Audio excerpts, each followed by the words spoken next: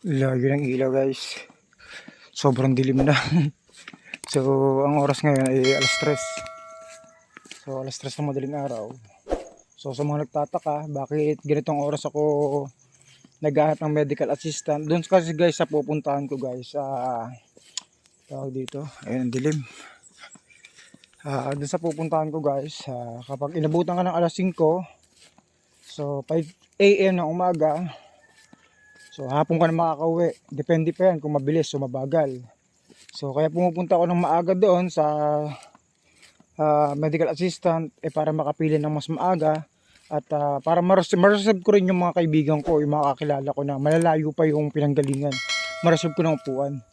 Pero sa mga ganitong oras guys, alas 3, swerte yan na lang tayo kung makakasakay kagad tayo ng bus yan.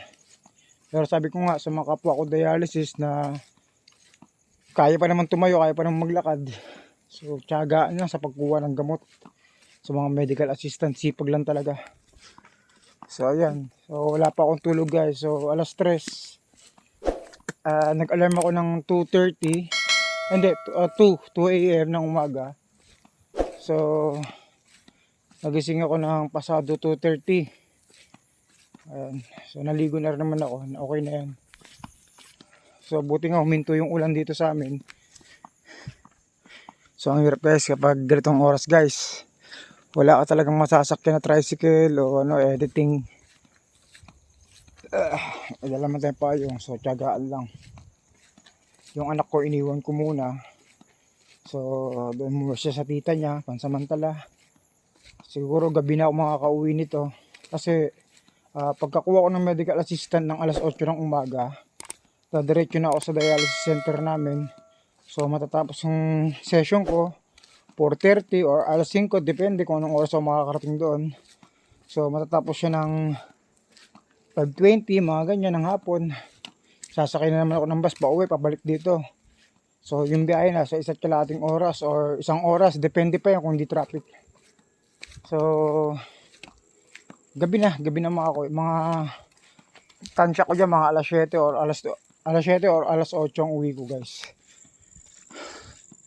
So yung puyat, imbis magpuyat, edi ilakad lang natin ng medical assistant, di ba? So doon na lang tayo magkape. Pag ganito kalayo guys yung nilalakad mo guys, tapos ganito kadilim, hypo na may kasamang takot. So ayan, ingat lang sa may mga lakad today.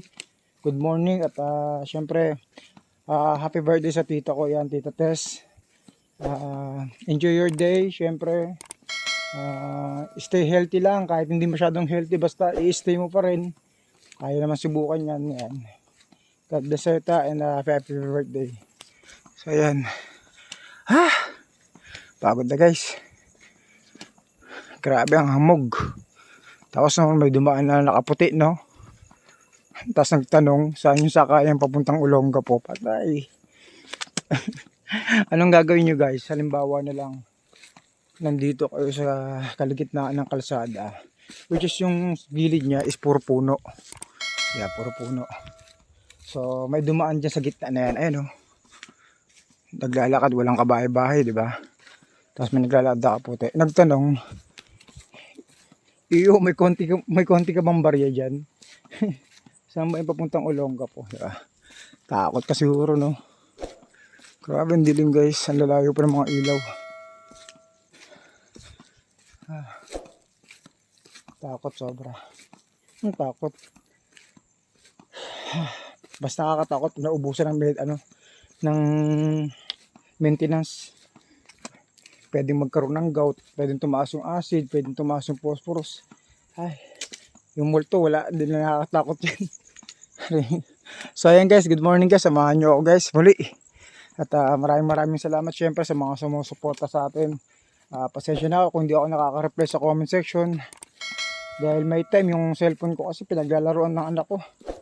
Tapos naban na tuloy ako ni Meta. So ayan guys, dito muna tayo guys. So sana wag lang umulan. And good morning sa inyo.